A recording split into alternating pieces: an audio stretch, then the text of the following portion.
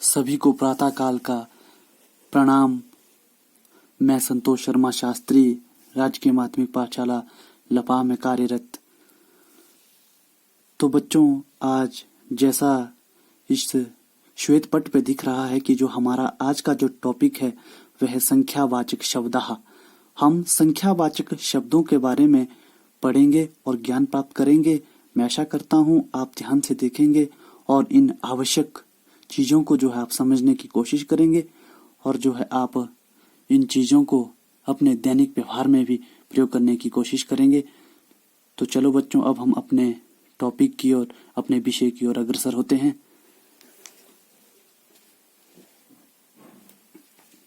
जैसा कि बच्चों हम देखते हैं, 1 से लेकर हमने 15 तक जो संख्यावाची शब्दों को संस्कृत में लिखा हुआ है, 1 से पंचदश तक लिखा है। पंचदश जो 15 होता है और 1 जो 1 होता है। तो सबसे पहले संख्यावाचक शब्दों को आरंभ करने से पहले हम देख लें कि पुल्लिंग, स्त्रीलिंग, नपुंसकलिंग, ये जो लिंग है, ये लिंग शब्द जो यहाँ आया है, पुल्लिंग, स्त्रीलिंग, नपुंसकलिंग, तो इस लिंग शब्द का क्या अर्थ है? तो बच्चों आप ध्यान से देखें इस श्वेत पट की ओर। जो शब्द पुरुष या स्त्री जाति होने का बोध कराए उसे लिंग कहते हैं। अर्थात जिन शब्दों से हमें ये ज्ञान हो कि क्या ये शब्द पुरुष जाति से संबंधित है या ये स्त्री जाति से संबंध है, जब हम इस चीज का ज्ञान जो है हम लिंग के माध्यम से ही प्राप्त करते हैं। तो बच्चों संस्कृत में जैसा हम देखते हैं पुल्लिंग, स्त्रीलिंग, नपुंसकलिंग, जो यहाँ कितने हैं, ये 3 लिंग कहे गए हैं। पुल्लिंग, स्त्रीलिंग और नपुंसकलिंग। तो इसके बाद हम देखेंगे कि हम संख्यावाची शब्दों को आरंभ करते हैं। एकः। एकः का अर्थ होता है एक। एक को हम एकः कहते हैं। लेकिन प्यारे बच्चों, अब ध्यान देने वाली जो बात है वह है पुल्लिंग और स्त्रीलिंग, नपुंसकलिंग के आधार पर 1 से 4 तक जो संस्कृत के संख्यावाचक शब्द है उनमें परिवर्तन आता है। आप देखेंगे जो 1 से लेकर जो 4 तक जो संख्यावाची जो शब्द है उसमें लिंग के आधार पर परिवर्तन होता है। जैसा आप देखेंगे पुल्लिंग में हम एक को एकः कहेंगे, स्त्रीलिंग में हम एक को एका कहेंगे और नपुंसक लिंग में हम एक को एकम कहेंगे। पुल्लिंग में हम एका नहीं कह सकते, स्त्रीलिंग में हम एकः नहीं कह सकते और नपुंसक लिंग में हम एका नहीं कह सकते। तो हम यहाँ ध्यान देंगे, जिस तरह से ये एकः पुल्लिंग में है एकः आएगा, स्त्रीलिंग में एका आएगा, नपुंसक लिंग में एकम आएगा। तो आप नीचे ध्यान दें, जैसे एकः बालकः, एक बालक। बालक शब्द क्या है? बालक क्या है? एक क्या है? पुल्लिंग है। तो पुल्लिंग के साथ एक को इंडिकेट करने के लिए क्या लगा? एकः। एक शब्द का जो हमारे पास संख्यावाची शब्द है उसको संस्कृत में एकः कहा जाता है। तो ये जो एकः है ये पुल्लिंग के साथ लगेगा। बालक क्या है? पुल्लिंग है, इसलिए इस बालक के साथ इस एकः शब्द का प्रयोग किया गया। एकः संख्यावाची शब्द का प्रयोग किया गया। लेकिन जब इस एक को हमने स्त्रीलिंग में लिखना हो, तो जैसे हमने यहाँ देखो उदाहरण, एका बालिका। जब हमने ये स्त्रीलिंग में एक शब्द प्रयुक्त करना हो तो ये एका बन जाता है, ये एकः नहीं रहेगा। यदि हम यहाँ एकः बालिका लिखेंगे तो ये गलत रूप बन जाएगा। इसलिए हमने ध्यान देना है स्त्रीलिंग में एका बालिका। और एक नपुंसक लिंग होता है। नपुंसक लिंग में वे शब्द आते हैं जिनका ज्ञान पुल्लिंग और स्त्रीलिंग से रहित जो भी शब्द रह जाते हैं वे नपुंसक लिंग में आते हैं।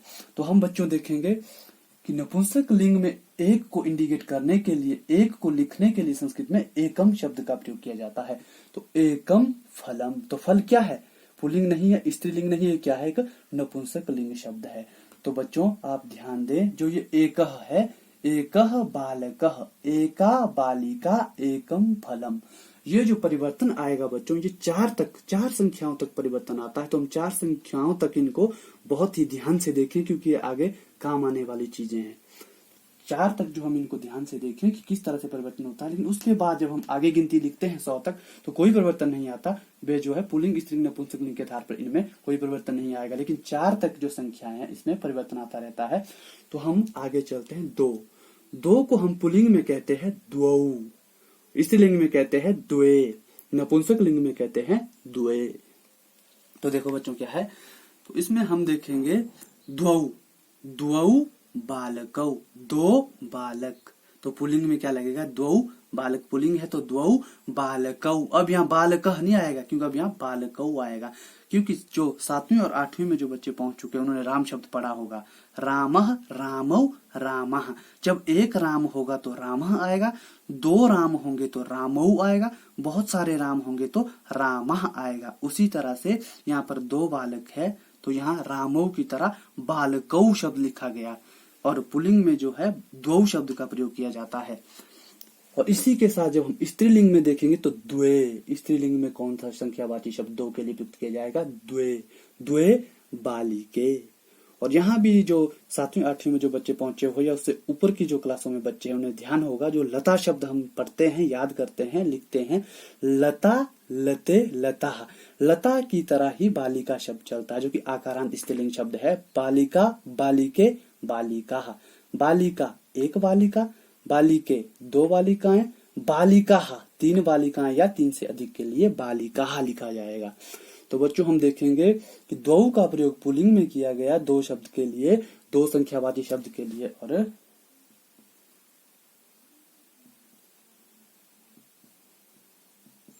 और 2 के लिए 2 का प्रयोग किया गया, द्वौ बालकौ। लेकिन स्त्रीलिंग में ये द्वे बालिके और नपुंसक लिंग में ये द्वे फले।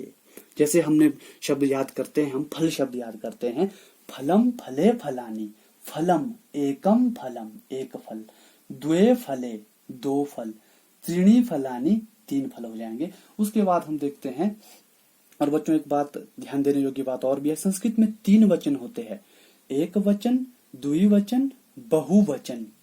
बहुवचन में जो है 3 से अधिक बहुवचन में आएंगे, एक वचन में केवल मात्र 1 आएगा, द्विवचन में जो है 2 आएंगे, और बहुवचन में 3 या 3 से अधिक आएंगे। तो इसके साथ अब हम तीसरी संख्या की ओर चलते हैं। 3 में देखो क्या है, 3 संख्या को जो है हम इंडिकेट करने के लिए क्या लिखेंगे, पुल्लिंग में त्रयः लिखेंगे, स्त्रीलिंग में तिस्र लिखेंगे, और नपुंसक लिंग में त्रीणी लिखेंगे। तो देखो पुल्लिंग में त्रयः बालकः 3 बालक, अब बहुवचन में गया ये 3 बालक है तो बालकाः, बहुवचन में बालकाः। तो इसी के साथ जब स्त्रीलिंग में आएंगे तो तिस्र बालिकाः, 3 बालिकाएं, नपुंसकलिंग में जाएंगे त्रीणी फलानी, 3 फल। जैसे यहाँ बताया है, पुल्लिंग में त्रय, स्त्रीलिंग में तिस्र, नपुंसकलिंग में त्रीणी। उसी के साथ हम अब 4 संख्यावाची शब्द पर चलते हैं। 4 को हम पुल्लिंग में चत्वारः कहेंगे, स्त्रीलिंग में चतस्र कहेंगे, नपुंसकलिंग में चत्वारी कहेंगे। तो पुल्लिंग में चत्वारः बालकः, स्त्रीलिंग में चतस्र बालिकाः, नपुंसकलिंग में चत्वारी फलानी। तो प्यारे बच्चों, ये जो परिवर्तन आता है ये 4 संख्यावाची शब्दों तक आता है, ये आपने ध्यान रखना है। जब आपको इन चारों का के बीच का जो डिफरेंस है, जो अंतर है, जब आपको ये पता चल जाएगा तो आपको पुल्लिंग, स्त्रीलिंग, नपुंसकलिंग में जो है ये संख्यावाची शब्द प्रयुक्त करने में किसी भी तरह की कठिनाई नहीं होगी। और हम आगे देखते हैं, राम क्या है, लड़का है, पुल्लिंग है, बालक भी क्या है, पुल्लिंग है, कमल क्या है, किसी का नाम है, ये भी पुल्लिंग है, राहुल क्या है, किसी का नाम, पुरुष का नाम, लड़के का नाम है, पुल्लिंग के अंतर्गत। और स्त्रीलिंग में लता, महिला, अध्यापिका स्त्रीलिंग के शब्द है। नपुंसकलिंग में फल, वृक्ष, पुष्प, जल सब नपुंसकलिंग के शब्द है। तो देखो बच्चों, 5 को हम कहेंगे पंच, 6 को षट, 7 को सप्त, 8 को अष्ट, 9 को नव, 10 को दश, 11 को एकादश, 12 को द्वादश, 13 को त्रयोदश, 14 को चतुर्दश, 15 को पंचदश। तो इसके बाद जो भी रूप आगे चलते जाएंगे वो जो है लिंग के आधार पर परिवर्तित नहीं होंगे। पंच बालकाः, पंच बालिकाः, पंच फलानी, अब ये चेंज नहीं होगा। लेकिन 4 जो चत्वारः तक है, जो 4 संख्यावाची शब्द तक है, यहाँ तक परिवर्तन आते रहेंगे।